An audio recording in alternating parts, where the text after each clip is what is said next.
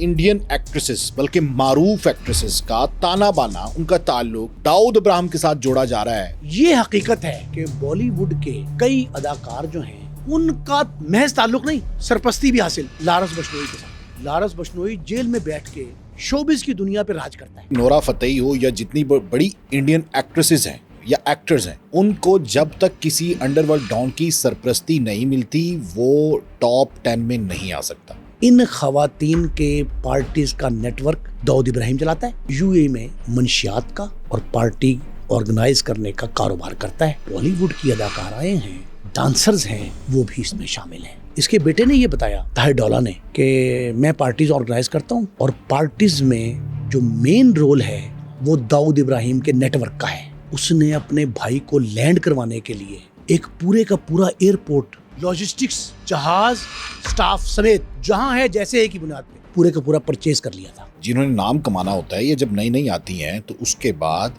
इनकी दाऊद इब्राहिम के गैंग के लोगों से बंद कमरों में मुलाकातें होती हैं। भाई सलमान खान के, शाहरुख खान के घरों पर हमले होते हैं, मस्तान का कत्ल होता है, बाबा सिद्दीकी का कत्ल होता है।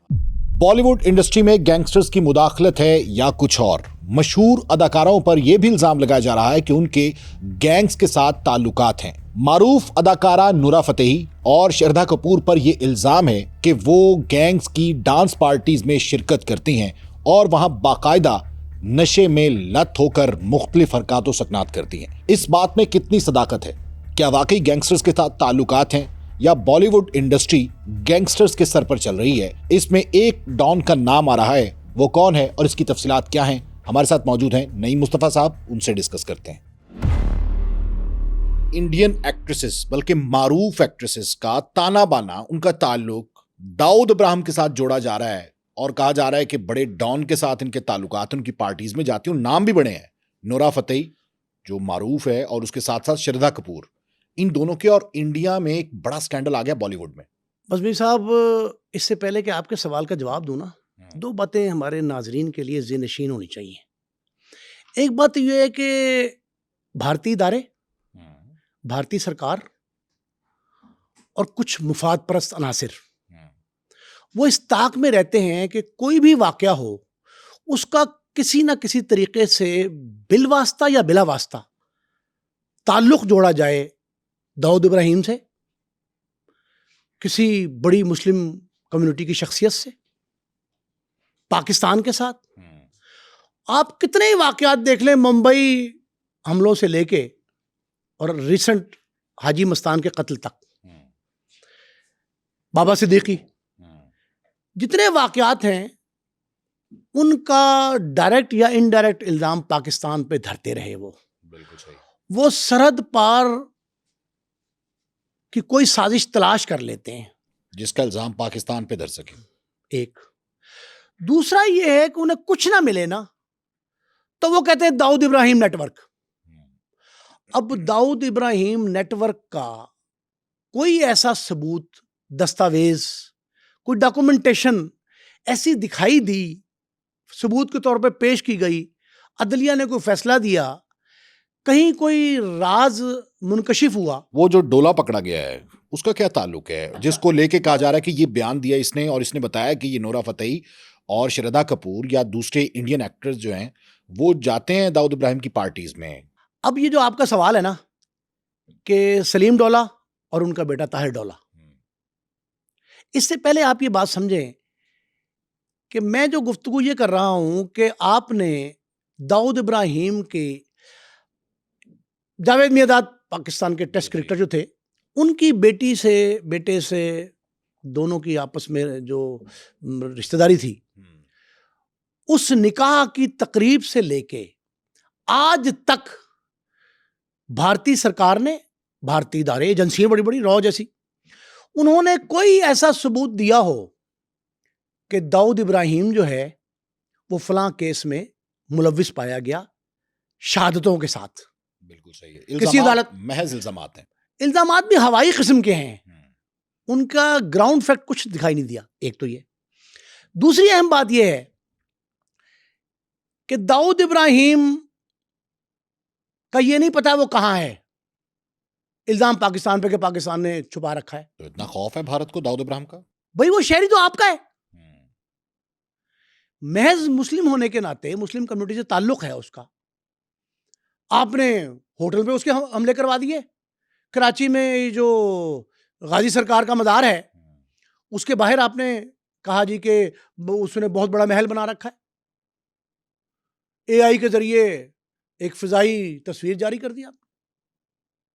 یہ سارے واقعات جو ہیں نا یہ جوڑے جاتے ہیں، لیکن دوسرا حصہ اس کا جو اہم ہے یہ حقیقت ہے کہ بالی ووڈ کے کئی اداکار جو ہیں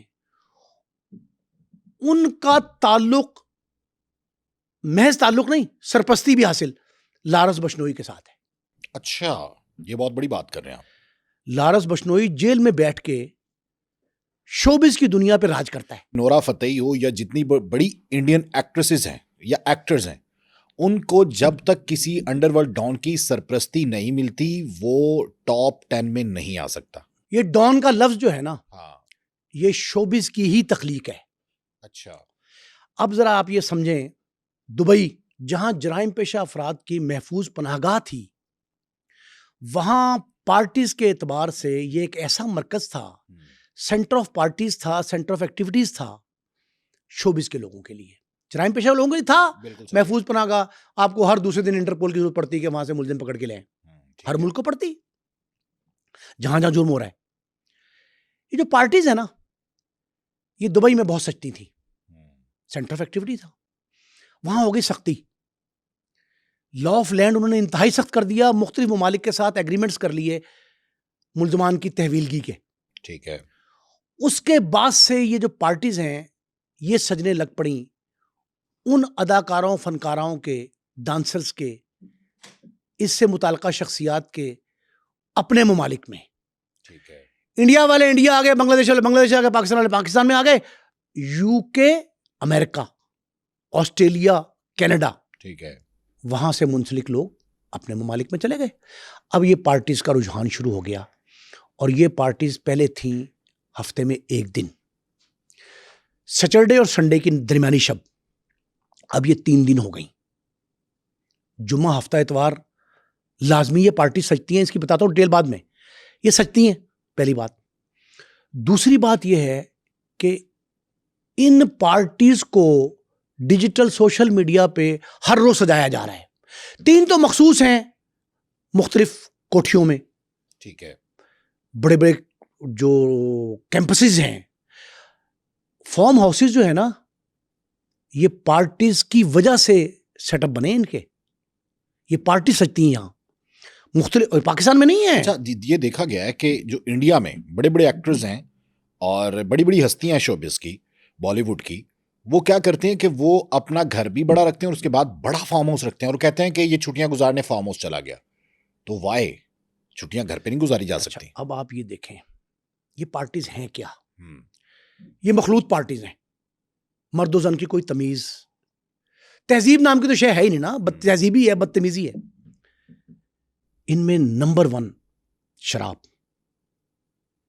منشیات جدید طرز کی، آئس کے بعد جو نئے نشے آئے 4، وہ چاروں بھی شامل ہیں. اسلحہ، ڈانس، دولت کی ریل پیل، پھر اس سے بڑھ کے بڑے بڑے خاندانوں، اشرافیہ، ان کا تحفظ، ان کی سرپرستی. یہ 5-6 کمپوننٹ ایسے ہیں جو ان پارٹیز کا حسن کہلاتے ہیں. تو یہ جو انڈین اداکارائیں ہیں یہ ڈانس کا رخ کیوں کرتی ہیں، یہ گینگز کا رخ کیوں کرتی ہیں، یہ کیوں ان سے تعلق بنانے میں مگن ہے؟ 2 وجوہات کی بنا پہ. نمبر 1 یہ کہ ان کو تحفظ، سیکیورٹی ٹھیک ہے، فراہم ہو، بالکل صحیح، کہ انہیں کوئی اور کچھ نہیں کہے گا. 1-2 سے تو یہ نبڑ لیں گے، باقی کوئی اور کچھ نہیں کہے گا. بڑے گینگز جو ہیں ان کی دست برد سے بچ جائیں گے. بالکل صحیح. ایک تو یہ ہے، خاص کر خواتین، مردوں کو بھی حاصل ہے تحفظ لیکن خواتین. دوسرا، بہت دولت کی ریل پیل، پیسہ بہت ہے. کئی پارٹیز ایسی ہیں پاکستان سمیت، میں پاکستان کو بری الزمہ قرار نہیں دے رہا اس میں. آپ کراچی کے مصطفیٰ عامر سے لے کے اور اسلام آباد کی ثنا تک، لاہور کے احمد جاوید، بڑے نامور ایجوکیشنسٹ ان کے والد صاحب، ہاں بالکل، بشیر عادل، متمول آدمی، عادل رشید، میاں عادل رشید، جن کے کئی تعلیمی ادارے ہیں سینٹرل کے نام سے، وہ سارے ان میں محافل سجائی جاتی ہیں، منشیات کا استعمال عام ہے، دولت کی فراوانی ہے، اور اس کا انجام قتل بھی ہے۔ جرم اپنی جگہ پہ۔ اچھا، ایک ہے منشیات نوشی، ان پارٹیوں نے جنم دیا منشیات فروشی کو بھی، اور ایسا سا نشہ آ گیا ان پارٹیز میں، آکسیجن شاٹس، ویڈ، آئس، اور اب تو کہتے ہیں آئس لاہور میں بن رہی ہے۔ کراچی کی آئس آپ کو یاد ہے؟ ویڈز، کراچی کی ویڈ جو ہے، اس ویڈ کے پارسل اسلام آباد کی 2 بڑی کوریئر کمپنیز جو ہیں وہ فراہم کرتی تھی، بالکل ایسے۔ اور عام ریٹ اگر 25 پیسے ہے کسی کا پر کے جی، 25 پیسے، مثال دے رہا ہوں، تو وہاں 25 روپے ہوتا تھا۔ منشیات ہے، 100 گنا پروفٹ زیادہ۔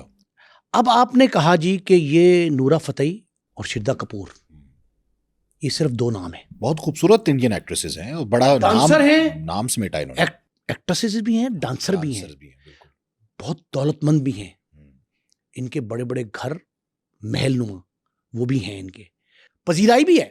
یہ نہیں ہم کہہ سکتے کہ جی محض ہوا میں، یہ مصنوعی شہرت نہیں ہے، آن گراؤنڈ شہرت ہے۔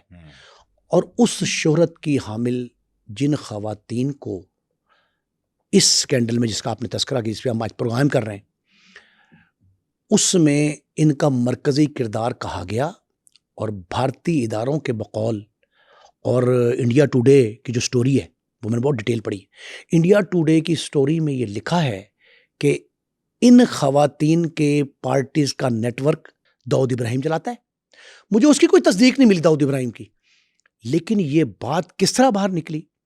ایک نوجوان ہے طاہر ڈولہ، جس کا والد بڑا نامور ہے، سلیم ڈولہ، اس کے بارے میں بھارتی سرکار کو یہ اطلاع ملی کہ وہ بیرون ملک، پرٹیکولرلی دبئی میں، یو اے ای میں منشیات کا اور پارٹی آرگنائز کرنے کا کاروبار کرتا ہے، اور اس میں منشیات کا استعمال، منشیات کی ترسیل، منشیات کی فروخت، 3 مختلف مراحل ہیں منشیات کے، وہ ملوث ہے، شامل ہے وہ اس میں۔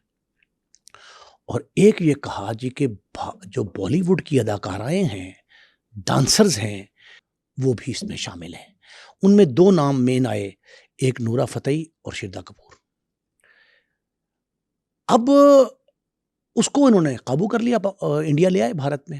ممبئی کی جو انویسٹیگیشن ایجنسی ہے وہ یہ کہتی ہے کہ ہم نے اس سے تفتیش کی، اس کے بیٹے نے یہ بتایا طاہر ڈولہ نے کہ میں پارٹیز آرگنائز کرتا ہوں، اور پارٹیز میں جو مین رول ہے وہ داؤد ابراہیم کے نیٹ ورک کا ہے، اور داؤد ابراہیم کی ایک بہن ہے حسینہ پارکر، بھارت کی سب سے امیر خاتون، اس پہ مووی بھی بنائی ہے بھارت نے، حسینہ پارکر۔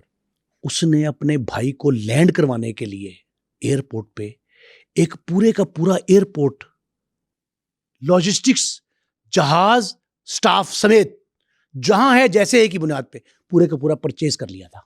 امیر خاتون ہے۔ وہ کہتے یہ ہیں کہ یہ اس کی ایک بیٹی ہے حسینہ پارکر کی، علیشہ پارکر، یعنی داؤد ابراہیم کی بھانجی، سگی بھانجی، وہ بھی میری پارٹیز میں آتی ہے۔ داؤد ابراہیم کے 8 رشتہ داروں کے نام بھی اس میں انڈیا ٹوڈے کے رپورٹ کے مطابق۔ اب وہ کہتے ہیں کہ یہ جو طاہر ڈولہ پکڑا گیا ہے، اس نے کچا چٹھا کھول دیا ہے کہ داؤد ابراہیم کس طریقے سے انٹروین کر چکا ہے ہماری بالی ووڈ انڈسٹری میں، اور یہاں کی انڈین ایکٹریسز اس کے ساتھ رابطے میں ہیں۔ اچھا، میں اسے انکار نہیں کرتا، اس کی تصدیق مجھے ہوئی۔ دیکھیں، رابطہ کہ میرا طارق بزمی سے رابطہ ہے، نعیم مصطفیٰ کو طارق بزمی کے تعلقات ہیں، ان تعلقات میں اگر کوئی جرم نعیم مصطفیٰ کرے تو طارق بزمی کا کیا تعلق ہے؟ کیا تعلق؟ بالکل صحیح۔ اچھا، محض مراسم روابط رکھنا تو کوئی جرم نہیں ہے۔ اگر آپ شریک جرم ہوں میرے، تب آپ قصوروار ہیں نا۔ اب داؤد ابراہیم سرپرستی کرتا تھا، کرتا رہا ہے، کر رہا ہے، جو بھی بھارت کہتا ہے، بالی ووڈ کی اداکاراؤں، انہیں تحفظ بھی چاہیے۔ اچھا چلیں، ایک اور بات، شہزاد بھٹی کا ہم نے انٹرویو کیا، انڈیا کے ساتھ اس کے معاملات اور طرز کے، شہزاد بھٹی کا انٹرویو کیا ہم نے، ذیشان اختر کا کیا، ٹھیک ہے۔ وہ کیا کہتے ہیں کہ جی اگر بھارت کی کسی خاتون کو، کسی اداکارہ کو، محض خاتون ہونے کے ناطے اگر کوئی شخص تنگ کرے گا، ناجائز بلا جواز الزام تراشی کرے گا، توہین اہانت کرے گا، تو ہم اس کا بدلہ لیں گے. ٹھیک ہے نا؟ تو اس میں کوئی ناجائز سپورٹ ہے خواتین کی؟ نہیں، بالکل نہیں. داؤد ابراہیم اگر ان کو فنانس کرتا ہے اداکاری کے لیے، ان کے گھر بار کی پرورش، کچھ انسینٹیوز اگر وہ دیتا ہے، انعام و کرام دیتا ہے، پذیرائی دیتا ہے. ہاں، یہ بات ٹھیک ہے، لیکن وہ ایک اور بات کرتے ہیں. وہ کہتے ہیں کہ یہ جو اداکارائیں ہیں، رقاصائیں ہیں، جنہوں نے نام کمانا ہوتا ہے، یہ جب نئی نئی آتی ہیں تو اس کے بعد ان کی داؤد ابراہیم کے گینگ کے لوگوں سے بند کمروں میں ملاقاتیں ہوتی ہیں. یہ ایک ایلیگیشن. آپ مجھے یہ بتائیں، داؤد ابراہیم کے گینگسٹر کون ہیں؟ کوئی نام بتائیں ایک تو. وہ تو انہوں نے نہیں بتائے. نہیں بتائے نا؟ تو بھائی میں گینگ کیسے مان لوں؟ اس کو رائٹ ہینڈ قرار دے رہے ہیں طاہر ڈولہ کو. چلیں، طاہر ڈولہ رائٹ ہینڈ نہیں ہے، اس کا اپنا بیان بتا رہا ہوں. اس نے اپنا بیان دیا کہ ان پارٹیز میں جو میں رینج کرتا ہوں، علیشا پارکر، داؤد ابراہیم کے اور عزیز و قارب، وہ شریک ہوتے ہیں پارٹیز میں. تو ڈولہ فیملی کے جرائم سے کیا تعلق ہوا؟ اس کا گینگ کیسے بن گیا؟ گینگ کا لفظ جو ہے نا، وہ جرم کا اشتراک کار ہونا ہے. کیونکہ بڑے بڑے گینگسٹر ہیں انڈیا میں ہیں. لارنس بشنوئی گینگسٹر ہے نا، لارنس بشنوئی. بالکل ایسے 700 گولری برار، 725 افراد کا نیٹ ورک پوری دنیا میں. جیل سے بیٹھ کے گولری برار ہے نا، اس کا ساتھی. شکیل چھوٹا ساتھی ہے نا، ذیشان اختر ساتھی تھا نا. وہ الگ ہوا جو شہزاد بھٹی سے تعلق رہا اس کا، اس کے گینگ میں. یہ ہیں گینگسٹرز، بشنوئی کے گینگسٹر آپ کہہ سکتے ہیں ان کو. لارنس بشنوئی جیل سے بیٹھ کے ان کو آپریٹ کرتا ہے. اب وہ ڈسینڈنٹ ہو گئے، اس کے منحرف مخالف ہو گئے. تو داؤد ابراہیم کا دوسرا نام کیوں نہیں کسی کے پاس آتا؟ کوئی نام بتائیں. او جی وہ لارنس بشنوئی کے گینگ کے لوگ ٹوٹ کے اس کے کبوتر کے اڈے پہ بیٹھ گئے، تو بھائی ان کے نام بتاؤ. جس نے شکیل چھوٹے کو پناہ دے دی. یہ محض گفتگو ہے نا. میں ریسرچ بیس جو گفتگو کرتا ہوں نا، بتاتا ہوں اس کی تحقیق اچھی طرح کر کے. اب تحقیق یہ ہے کہ جب یہ واقعہ ہوتا ہے کہ یہ لوگ پکڑے جاتے ہیں، طاہر ڈولے کا بیان سامنے آتا ہے، پارٹیز کی حقیقت سامنے آتی ہے. ٹھیک ہے، پارٹیز کی حد تک ٹھیک ہے. اب اس میں منشیات فروشی، ان سے ریکوری کیا ہے؟ نہیں، ریکوری تو کچھ نہیں ہے. نہیں ہے. آپ نعیم مصطفیٰ کو پکڑ لیں اور یہ کہہ دیں کہ جنرل ضیاء الحق کا طیارہ، تفتیش کے دوران نعیم مصطفیٰ نے اقرار کیا کہ جنرل ضیاء الحق کا طیارہ میں نے کریش کیا. وہ 161 کے بیان کی تو ویسے کوئی اہمیت نہیں، میں فرض کریں میں نے تسلیم کر لیا، لیکن ریکوری نہیں ہے. اسے کولابریٹ کیسے کریں گے؟ ایویڈنس کہاں سے لائیں گے؟ ایویڈنس کہاں سے؟ نعیم مصطفیٰ کی موجودگی کیسے ظاہر کریں گے؟ جیسے ایک یہ مشکوک، یہ نیٹ ورک پکڑا گیا ہے. بالکل. لیکن اس نیٹ ورک کی صداقت، حقیقت، بنیاد کیا ہے؟ اس سے مفر ہے، اس سے فرار کیوں حاصل کرتے ہیں؟ ایک شبہ تو یہ ہے مجھے کہ ریکوری کوئی دکھائی نہیں گئی ابھی تک. انڈیا ٹوڈے کے تمام تر دعوے، اور بہت ہیوی سٹوری ہے، بہت بڑی سٹوری ہے، اس دن کی لیڈ سٹوری تھی وہ. آج کتنے دن گزر گئے. اس کے بعد ایک بیان آتا ہے نورا فتحی کا سامنے. اچھا، موقف اپنا دیتی ہیں اس پہ. اپنا دیتی ہیں 3 پیروں کا موقف. میں ناظرین کے لیے منو پڑھ رہا ہوں، ڈی کوڈ کر رہا ہوں اس کو. انسٹاگرام پہ انہوں نے یہ پیغام دیا اپنے ڈیفنس میں. وہ یہ کہتی ہیں کہ میں پارٹیوں میں نہیں جاتی. پہلا جملہ کیا ہے؟ میں پارٹیوں میں نہیں جاتی. اس نے اس بنیاد سے انکار کر دیا جو اس سارے مفروضے پہ مبنی منصوبہ بندی کی بنیاد ہے. میں پارٹیوں میں نہیں جاتی بلکہ مسلسل سفر میں رہتی ہوں. وہ شوقین ہے ٹریولنگ کی، سیاحت کی. وہ کہتی میں سفر میں رہتی ہوں. پھر اگلا جملہ، مجھے اپنے شعبے میں بہت زیادہ کام کرنا ہوتا ہے اور اتنی فراغت فرصت نہیں ہوتی کہ اس طرح کی آرگنائز پارٹیز میں جاؤں. یہ ان کا موقف ہے.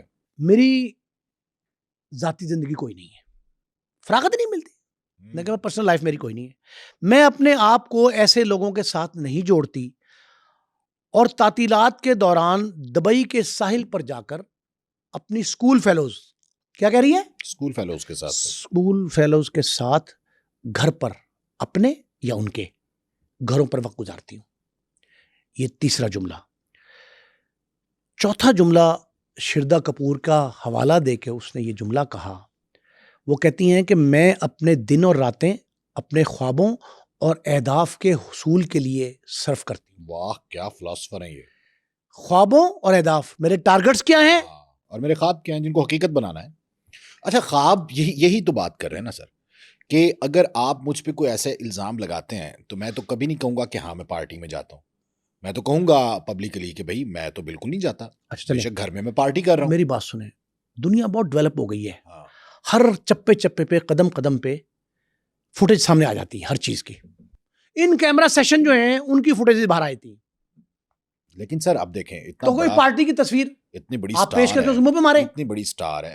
آپ بھی جانتے ہیں ہم بھی جانتے ہیں بہت سے ہمارے سینئرز ہیں جو کسی جگہ پارٹی کرتے ہیں تو موبائل باہر جمع ہو جاتے ہیں. موبائل باہر جمع ہوتے ہیں, کیمرے آف کر دیتے ہیں. آف کر دیتے ہیں. ٹھیک ہے. تو یہ تو ہم لوگ ہیں. وہ تو شردا کپور اور نورا فتحی ہے سر. آگے وہ کہتی ہیں ایسا جو کچھ بھی شائع ہوتا ہے یا نشر ہوتا ہے, جو شائع نشر ہوتا ہے اور جو آپ پڑھتے ہیں اس پہ براہ کرم یقین نہ کریں.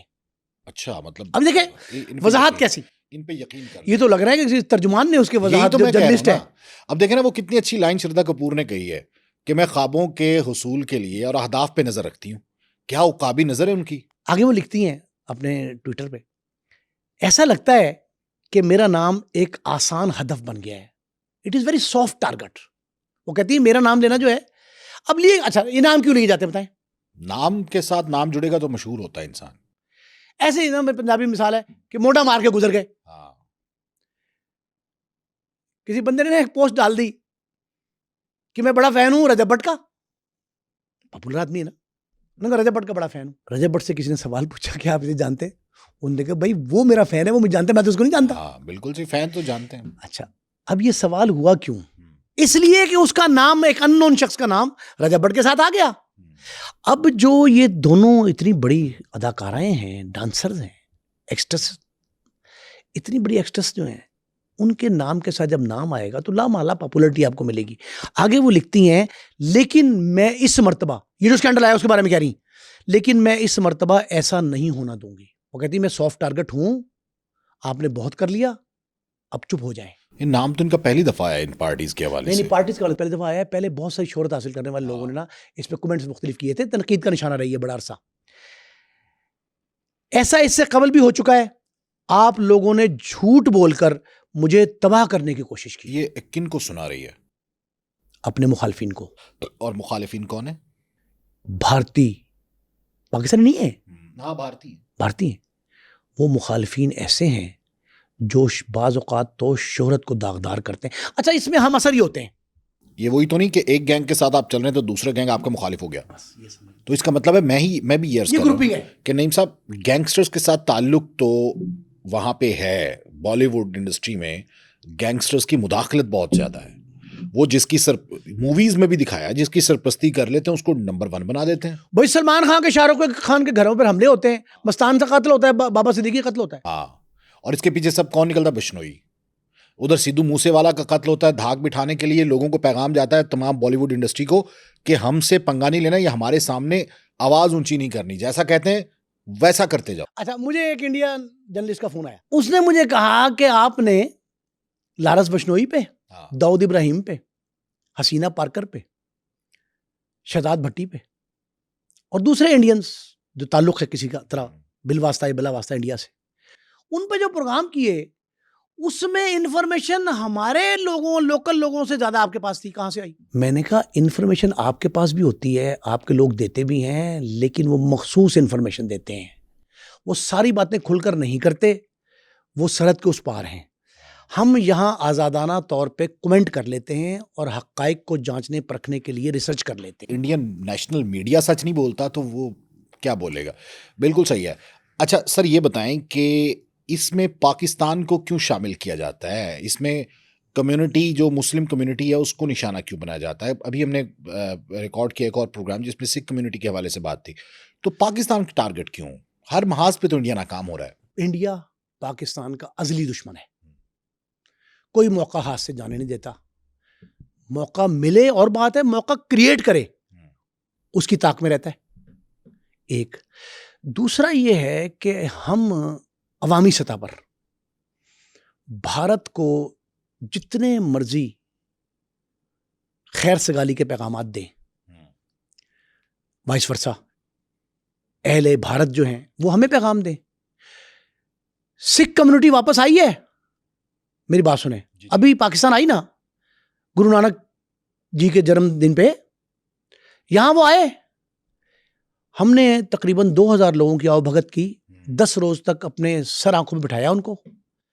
واپسی پہ ایک خاتون کم ہو گئی، ہم نے پروگرام میں بتایا، آپ کو پتہ لگتا ہے بات چل رہی ہے، وہ خاتون ایک کم ہو گئی. وہ خاتون کم ہوئی، انہوں نے سارے الزام ہم پہ دھر دیے پاکستان پہ کہ وہ جناب خاتون، اس نے شادی کر لیا، نکاح کر لیا پاکستان کے نوجوان سے، اپنی عمر سے بہت چھوٹے سے نکاح کر لیا. اس کے بعد پتہ یہ لگا کہ جناب وہ خاتون ہمارے ہاں بھی حج عمرے پہ جب جاتے ہیں تو محرم کے بغیر اکیلی خاتون نہیں جا سکتی، ان کے ہاں بھی ایسا ہی ہے. وہ خاتون اکیلی آ کیسے گئی یہاں؟ اس پہ مقدمات تھے. یہ ساری باتیں آئی نا سامنے. بھارت نے اپنا قصور ماننے کی بجائے پاکستان کو مورد الزام ٹھہرا دیا. اچھا سر، یہ بتائیں کہ یہ جو پارٹیز ہیں جو بھارت میں بالی ووڈ انڈسٹری کے لوگ سجاتے ہیں، یا جس میں ایکٹریس شامل ہوتے ہیں، چمکتے ستارے شامل ہوتے ہیں، کیا اس میں بھی نشہ اور یہ سب کچھ چلتا ہے؟ اور تو ان کو فراہم کون کرتا ہے پھر؟ وہاں پہ شراب پہ تو خیر پابندی نہیں ہے، تو باقی جو معاملات ہیں. بھارت ہے secular, so called secular state ہے، اپنے تئیں وہ کہتے ہیں نا سو کالڈ، سمجھے سیکولر اسٹیٹ ہے. اس سیکولر اسٹیٹ میں مادر پدر آزادی ہے، سیاہ سفید جو مرضی کریں کوئی نہیں پوچھتا. آپ ذرا اندازہ لگائیں کہ پاکستان کے قیام سے پہلے بھارت میں 100 سے زائد مقدمات میں نے دیکھے. قیام پاکستان سے پہلے جب متحدہ برصغیر ہے، 100 سے زائد مقدمات منشیات کی سمگلنگ، اسلحے کی سمگلنگ، سونے کی سمگلنگ، 3 طرح کی سمگلنگ پہ ہم نے پروگرام بھی کیے. ان تینوں معاملات میں پاکستان تو نہیں تھا، اس وقت وجود میں نہیں آیا تھا، بھارتی ملوث تھے نا. وہ جو گینگ تھے سمگلرز کے، ان میں پختون خانوں کے شیر خان وغیرہ بڑے نامور گینگسٹرز وہ شامل ہوا کرتے تھے. اس وقت تو پاکستان بنا نہیں تھا، تو اس وقت آپ نے الزام پاکستان پہ لگا دیا ہوتا نا، بنا ہی نہیں تھا، کیسے لگاتے آپ؟ اس کے بعد ہر خرابی کی ذمہ داری پاکستان پہ ڈال دی جاتی ہے. اس وقت جو منشیات آ رہی ہے وہ پاکستان میں لینڈ کرتی، کیا کن کے ایئرپورٹ پہ لینڈ کرتی ہے؟ کن کے ریلوے اسٹیشن پکڑی جاتی ہے؟ بتائیں آپ. 10 دفعہ پکڑی آپ نے تو بھارت میں پکڑی جاتی ہے نا بھائی. ممبئی گینگ وار کیا تھی؟ وہ گینگسٹرز کیا کرتے تھے؟ سارے کے سارے یہی کاروبار کرتے تھے، یہی کام کرتے تھے.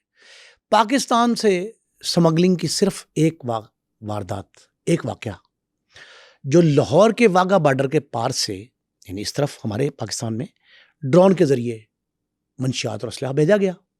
2 واقعات سامنے آئے. تیسرا واقعہ سامنے آنے سے پہلے انرتھ کر دیا گیا. پاکستان کی پولیس نے پنجاب پولیس کے ایک ڈی ایس پی کو گرفتار کر لیا. ایک ڈی ایس پی پکڑا گیا جو واگا بارڈر سے اس طرف کھڑا ہو کے موزہ شمشیر، جامن، واگا منامہ سرحدی علاقے، وہاں سے ڈرون کے ذریعے وہ بھیجتا تھا. اب آپ مجھے یہ بتائیں، کیا ڈرون آنکھوں میں دھول جھونک کے جاتا تھا؟ جو بھارت کے اینڈ پہ آپ کی سیکورٹی کھڑی ہے، بارڈر سیکورٹی فورسز جو ہیں، B S F, border security forces جو ہیں، ان کی آنکھوں میں کیا تھا؟ ککرے پڑے تھے تو ان کو دکھائی نہیں دیتا کہ ڈرون جا رہا ہے. ان کی کرائم سے جاتا تھا. جب گیا 2 بار، تیسری بار جانے لگا، ہمارے بندوں نے پکڑا. انہوں نے پھر بھی نہیں پکڑا. انہوں نے نہیں پکڑا. وہ تو انتظار کرتے تھے کہ گزرنے دیں. ابھی آپ کے علاقے میں گرتا تھا، وہاں سے وہ اتاری جاتی تھی چیز، وہاں اس پہ رقم رکھی جاتی تھی، بھارتی پیسے، ڈالرز، پاؤنڈ، وہ رکھ کے واپس یہاں آتا تھا. نورا فتحی کو، شردھا کپور کو آپ کیا مشورہ دیتے ہیں کہ گینگ سے دور رہیں یا پھر اپنا تعلق؟ بھائی وہ اپنا ڈیفنس شو کریں گے. میں سمجھتا ہوں اگر وہ قصوروار ہیں تو انہیں نہیں چھوڑنا چاہیے. لیکن یہ سمجھ لیں، پہلے کیس کی ریمانڈ فائل میں نے پڑھی، اسی کیس کی، پارٹیز کی بنیاد پہ منشیات، اسے منشیات مین بات ہے. پارٹیز کا اہتمام دوسری بات ہے. انڈیا میں تو پارٹیز ہر دوسرے دن صحیح ہوتی ہیں. جب سے ڈیجیٹل میڈیا سوشل میڈیا آیا ہے تو یہ پارٹیز جو ہے نا یہ مختلف ناموں سے رات پاکستانی وقت کے مطابق 11 بجے کے بعد سج جاتی ہیں. اربوں روپے کی سٹے بازی, قمار بازی, جوا, منشیات کی فروخت. اچھا ان پارٹیز میں منشیات بھی سیل ہو رہی ہے, اور سب سے زیادہ جو بلاگر وہاں کے ہیں اور جو فائٹرز کر رہے ہوتے ہیں وہ سارے کے سارے انڈین ہیں تقریباً, کچھ پاکستانی بھی ہوں گے.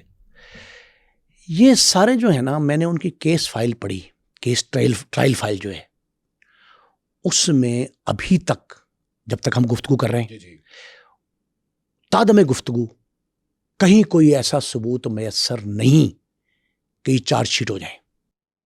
اچھا, یعنی یہ بچ نکلیں گے اس میں. ذرا ایک الزام ہے طاہر ڈولا کی طرف سے. پہلی بات نہیں, کس کی کسٹڈی میں ہے وہ؟ پولیس کی. پولیس کسٹڈی میں بیان ہے نا 161 کا, جو تعزیرات پاکستان, تعزیرات ہند بھی وہی ہے. وہی ہے بالکل. تعزیرات ہند کے مطابق دفعہ 161 کے تحت دیا گیا بیان کسی ایجنسی کے روبرو, وہ کوئی قابل قبول نہیں ہے. بالکل صحیح ہے.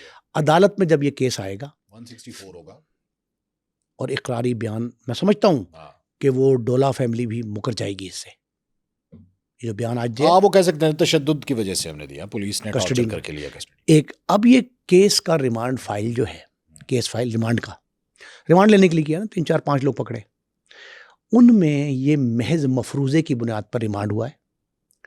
جب یہ مثل تکمیل کی طرف جائے گی تو اس میں کئی پردہ نشینوں کے نام بھی آئیں گے. اس میں نام ڈالا جائے گا, میرا ہن چاہیے, اس میں نام ڈالا جائے گا کیس کو تقویت دینے کے لیے اور پاکستان کو اور مسلم کمیونٹی کو مورد الزام ٹھہرانے کے لیے کہ 109 ابیٹمنٹ اس کی مشاورت ہے داؤد ابراہیم کی, کنائمس ابیٹمنٹ, اعانت جرم, یہ ثابت کرنے کے لیے اس کا نام ڈالا جائے گا اس مثل میں. اور مثل میں نام ڈالنے کے بعد کسی کو کوئی سزا نہیں ہوگی, یہ داخل دفتر ہو جائے گی. اچھا, اب دوسرے ایشو کی طرف آ جاتے ہیں. بھارت ایک جگہ نہیں بلکہ ہر جگہ جو ہے وہ منہ کی کھا رہا ہے. آسٹریلیا میں بھارتی طالب علموں نے ایک بہت بڑا فراڈ کیا ہے, اور اس میں سب سے زیادہ تعداد بھارتی طالب علموں کی ہے, اور ان کو پکڑ کے ڈیپورٹ بھی کر دیا گیا, ان کو پکڑ لیا گیا. تو یہ بھارتی طالب علم تعلیم سیکھنے گئے اور وہاں پہ رقم پہ ہاتھ صاف کرنے لگ گئے. $10 ملین چوری کا الزام ہے ان طالب علموں پہ. بھارتی طالب علم ہے, وہ طالب علم کم ہے, چوروں کا گروہ گینگ زیادہ ہے. اس گروہ پر الزام ہے کہ اس نے 8 بڑے سٹورز آسٹریلیا کے نامور چین سٹورز کی جو تھی, ڈپارٹمنٹل سٹورز کی چین, وہاں پہ ہاتھ صاف کیا. اور ایک عجیب بات میں آپ کو بتاؤں, جو بچوں کے استعمال کی چیزیں ہیں نا, فار کڈز, فار چلڈرن لکھا ہوتا ہے جن پہ, بچوں کا دودھ, وہ جو برش, ٹوائز, برش, ایسیسریز جو بچوں کو چاہیے. کون سے برش بلا, الیکٹرانک برش, وہ مہنگے ہوتے ہیں ذرا تھوڑے سے. ان برش یہ مختلف اوقات میں وہاں سے چوری کرتے رہے, اور چوری کر کے مخصوص گروہوں کو, تاجروں کا گروہ تھا مخصوص, سیل کرتے رہے کم پیسوں میں. ظاہر ہے چوری کا مال تو کام کرتے تھے وہاں پہ ڈپارٹمنٹل سٹور. نہیں, یہ سٹور پہ جاتے تھے. اچھا, اب یہ آج کل جو سسٹم آ گیا ہے کہ آپ جائیں اور جا کے اس پہ اپنی گروسری آپ نے خود کرنی ہے, ٹرالی میں آپ نے ڈالنا ہے سب چیزیں, اور آپ پیمنٹ کیے بغیر نکل جائے. وہ ان کے CCTV کیمراز جو ہیں وہ آبزرو کر رہے تھے. انہوں نے دیکھا کہ یہ مخصوص گروہ آتا ہے نوجوانوں کا, پتہ کیا انڈین. اچھا, ایک اور بات بتاؤں آپ کو, یہ جن لوگوں کو سستے داموں فروخت کرتے تھے ان کی بڑی تعداد بھی انڈینز ہے. اچھا, پورا نیٹ ورک انڈینز نے بنایا ہوا تھا, لوٹتے آسٹریلینز کو تھے اور ایک دوسرے کو فیسلیٹیٹ کرتے تھے. یہ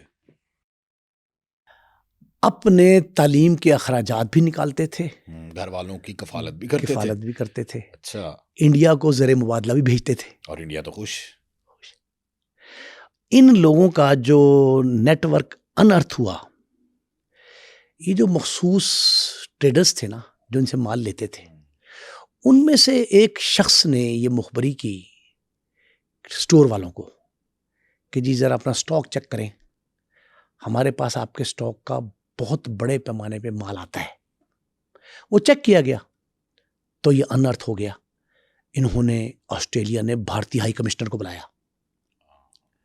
اس کو بلا کر اس پر صدائے احتجاج بلند کی, بلکہ مٹی پلید کی بھارتی ہائی کمیشن. ہم مٹی پلید کر رہی تھی نا ہاں. کہ تمہارے لوگ چوری, سب سے پہلے ان کے داخلے جن تعلیمی اداروں میں تھے وہ ختم کیے گئے, ایکشن شروع ہو گیا نا. اب آسٹریلیا میں کوئی بھارتی خفیہ ایجنسی تو نہیں ہے, اب خدا کا شکر ادا یہ کریں کہ اس کا الزام پاکستان پہ نہیں لگ گیا. بلکہ خدا کا شکر ادا کریں یہ بھارتی طالب علم, وہاں پہ CCD نہیں ہے. ہاں, اور نیفے میں پسٹل پھٹ ڈرتا ہے, سر میں گولی مار کے خودکشی کا ڈرامہ رچایا جاتا, اس طرح کی باتیں ہوتی. لیکن وہاں ابھی تک کوئی ایسی سنوائی میرے کان تک نہیں پہنچی کہ یہ کہا گیا ہو کہ پاکستان جو ہے وہ اس میں ملوث ہے. لیکن نہیں, یہ بات خیر اچھی ہے. آسٹریلیا کا جو ویزا ہے نا ایجوکیشن کا, ایجوکیشن بہت زبردست ہے وہاں کی, اور وہاں بڑے طالب علم پڑھنے جاتے ہیں. ویزا بھی بڑی مشکل ہے اس کا. مشکل, اس کو آسان کرنے کی کوشش ہو رہی تھی اسٹوڈنٹس کے لیے. اس ایشو نے اس کا بیڑا غرق کر دیا انڈیا کے لیے, سب کے لیے. مطلب انہوں نے سب کی نیا ڈبو دی ہے. سب کی نیا ڈبوئی انہوں نے, اور انہوں نے یہ چوری کر کے. اچھا, یہ جو لوگ 10-12 پکڑے گئے نا, مطلب اس قدر عظیمت کا سامنا کرنا پڑے گا کہ شرمندگی دیکھیں کہ اب آسٹریلین لوگ سٹوڈنٹس کو بھی چور کی نظروں سے دیکھیں گے. یہ 20 لوگ تھے طالب علم جو 2 فلیٹس میں رہتے تھے, ہاسٹل نما فلیٹ, یہ وہاں رہتے تھے اور وہاں سے گرد و نواح کے اسٹورز پہ جا کے یہ کام کرتے تھے. اور اس چوری سے انہوں نے گاڑیاں 2 خریدی تھیں. وہ گاڑیاں جا کھڑی ہوتی تھیں, اور یہ بھی پتہ لگا ہے کہ شاید نمبر پلیٹ بھی چینج کی تھی ایک گاڑی کی. تو اس طرح کے جو معاملات حقائق ابھی سامنے جو آ رہے ہیں, اس کے مطابق یہ ہے کہ یہ 20 افراد کا گروہ تھا, جن میں سے 19 پکڑے گئے. ایک بھاگ گیا. نہیں, بھاگا نہیں ہے. ایک جو ہے نا وہ ابھی انہوں نے اس پہ مانیٹرنگ تھوڑی سخت کی ہے, مانیٹرنگ سخت کی ہے. کوئی ثبوت نہیں ملا ابھی, ثبوت اس کے بارے میں نہیں ملا کہ وہ شاید یا گاڑی میں بیٹھا رہتا تھا یا باہر کھڑا ہوتا تھا. جو کچھ بھی تھا وہ ان کے ساتھ پڑھتا تھا, ان کا کلاس فیلو تھا, لیکن چوری کا الزام اس پہ ثابت نہیں ہوا. تو 20واں بندہ وہ بچ گیا. اب اس گروہ کے بارے میں ایک اور بات پتہ لگی ہے, اس میں کئی اور غیر ملکی بھی شامل ہیں, انڈین سے ہٹ کے. اچھا, انڈین سے ہٹ کے بھی غیر ملکی. لیڈ انڈینز کر رہے تھے. لیڈ وہ تو ہیں, 19 سے پکڑے گئے انڈین ہی ہے, تو ثابت ہو گیا ان کے پاسپورٹ. اچھا, ان کے پاسپورٹ ضبط ہو گئے, تدریسی تعلیمی سرگرمیاں ختم ہو گئی. یہ سارے معاملات ہیں. اور اس وقت صورتحال یہ ہے کہ یہ سارے آسٹریلین یہ جو پکڑے گئے ہیں نا, ان پہ ایک اور بات میرے ذہن میں آئی. آسٹریلیا میں چوری کی وارداتیں اوپر تلے بہت زیادہ ہوئی تھیں ان دنوں میں. ٹھیک ہے. تو آسٹریلین پولیس نے ملک گیر سطح پر اس طرح کے جو منظم گروہ ہیں, جو پلینڈ ایفرٹس کرتے ہیں چوری چکاری کی, ڈکیتی کی, ان پہ عرصہ حیات تنگ کیا تھا. ان کے خلاف آپریشن مہم وہ شروع کی تھی. اس دوران یہ انرتھ ہوا ہے جب یہ تاجر نے ان کو بتایا, ٹریڈر نے, کہ جی ہمارے پاس بہت سارا مال آتا ہے اور یہ ہے فلاں. اچھا, وہ مخصوص سٹیمپس بھی ہوتی ہیں مال پہ. اب یہ جو مال انہوں نے پکڑا ہے, یہ ایک عجیب سی صورتحال ہے. اس مال کے ساتھ نا انہوں نے کتنے عرصے سے کر رہے تھے, یہ ابھی سامنے آنی ہے بات. کتنا مال اس سے کمایا, کیا ہوا, یہ مال کی فروخت سے جو مال کمایا گیا, انڈیا کتنا گیا, ان کی جیبوں میں کتنا گیا, وہاں اخراجات کہاں سے کتنے دیے گئے. پھر اس کا بھی تانا بانا جو ہے نا, وہ پارٹیز, عیاشی کے مراکز, پبز وغیرہ جو ہوتے ہیں, ان سے ملتا ہے. یہ اب بھارتی جو اسٹوڈنٹس ہیں یہ اب بھارت میں آ چکے ہیں طالب علم, یا پھر ابھی وہیں آسٹریلین کسٹڈی میں کہ ڈیپورٹ کر دیا گیا ہے؟ ابھی تک ڈیپورٹ نہیں ہوئے. اوکے, انویسٹیگیشن چل رہی ہے, انڈر انویسٹیگیشن ہے. 20 سال سے 30-35 کی طالب علم ہے, اسٹوڈنٹس. ایک خاتون بھی ہے ان میں, انڈین, اس کی عمر زیادہ ہے. وہ بعض اوقات لوگ سینئر ہونے کے بعد تعلیم حاصل کرنے آتے ہیں, تو وہ چوری میں سینئر ہے. اب ایک طالب علم کے بارے میں عجیب بات بتاؤں آپ کو, وہ قانون کی تعلیم حاصل کر رہا ہے آسٹریلیا میں, LLB کر رہا ہے, اور وہ قانون توڑ رہا ہے. آپ یہ دیکھیں کہ قانون کا طالب علم قانون کا محافظ ہونا چاہیے نا عادتاً, اور وہ کیا کر رہا ہے, قانون کو توڑ رہا ہے, قانون چوری کر رہا ہے. اب یہ چوری چکاری کے جو واقعات سارے کے سارے ہیں, یہ کاروائی جس پولیس نے کی ہے سڈنی اور آسٹریلیا کے دوسری جگہوں پہ, یہ جن اداروں نے کاروائی کی ہے وہ یہ کہتے ہیں کہ ہم اس امر کا سراغ لگا رہے ہیں کہ کتنے عرصے سے انہوں نے کتنا پیسہ کمایا، سٹورز کو کتنا نقصان ہوا۔ اب اس کا کمپلیننٹ کوئی سٹور نہیں ہے، اس کا مدعی کس کی مدعیت میں مقدمہ ہے؟ استغاثہ ہے وہاں کے لوکل انویسٹیگیٹر کا، آئیو جو ہے مطلب ریاست ایک قسم کی ہوا ہے۔ تو اب یہ فوری طور پہ بھارت کے حوالے نہیں کریں گے، اور بھارت کے حوالے اگر نہ کیا گیا، بھارت احتجاج کرے گا، اس پہ لازمی کرے گا کہ ہمارے حوالے کر دو، لیکن لا آف لینڈ ان کا یہ ہے آسٹریلیا کا کہ سرزمین آسٹریلیا پہ جو شخص جرم کرے گا اس سے تفتیش وہیں کی جائے گی۔ کئی واقعات ایسے ہیں جو غیر ملکی آسٹریلیا میں سزا پا گئے صرف اسی بنیاد پہ، اور میرا خیال ہے کہ وہی طریقہ کار یہاں اپنایا جائے گا کہ یہ جو ایک خاتون اور 18 بندے پکڑے گئے ہیں، ان 19 کے 19 میں 2-3 لوگ ہیں جو 50s میں ہیں، لیکن 20 سے 30 32 35 سال کے دوران یہ طالب علم ہیں سارے، اور ان طالب علموں کے بھارت کے دیگر شہروں کے ساتھ ساتھ مین تعلق ممبئی سے ہے، اور یہ چیک کیا جا رہا ہے کہ کہیں ممبئی گینگ وار کے لوگ جو تھے ان کا کوئی بندہ کرندہ وہاں تو نہیں گیا۔ اچھا، انہیں یہ ابھی تک آسٹریلیا سے اطلاع نہیں آئی کہ آپریٹ کون کرتا تھا، ان کا گینگ کا سربراہ کون تھا۔ اس گروہ کا 20 رکنی گروہ سامنے آ گیا ہے۔ 20 رکنی گروہ نے جو وارداتیں کی ہیں سٹورز پر چوری کے ساتھ ساتھ کوئی اور بھی کام کیے، ایک ان کے فلیٹ کو سربا مہر کر دیا ہے، سیل لگا دی، دونوں فلیٹس میں نے آپ کو بتایا 2 فلیٹس میں رہتے تھے، بالکل صحیح ہے، 3 کمرے 4 ایویڈنس کلیکٹ کیے جا رہے ہیں، ایویڈنس کلیکٹ کیے جا رہے ہیں، جس کے بعد یہ فیصلہ ہوگا کہ ان کو بھارت کے حوالے کرنا ہے یا یہاں ان پہ مقدمہ چلنا ہے، اور مقدمے کے بعد ان کا مستقبل کیا ہوگا۔ ان کا تعلیمی مستقبل تو تاریک ہے 100%، اب یہ دوبارہ وہاں نہیں پڑھ سکتے، بھارت میں آگے پڑھ لیں تو پڑھ لیں۔ ایک دوسرا میں سمجھتا ہوں کہ ان کا جو زندگی سزا میں کٹے گی یا رہا ہو جائیں گے، اس کا فیصلہ بھی اگلے ہفتے میں میرے خیال سامنے آ جائے گا۔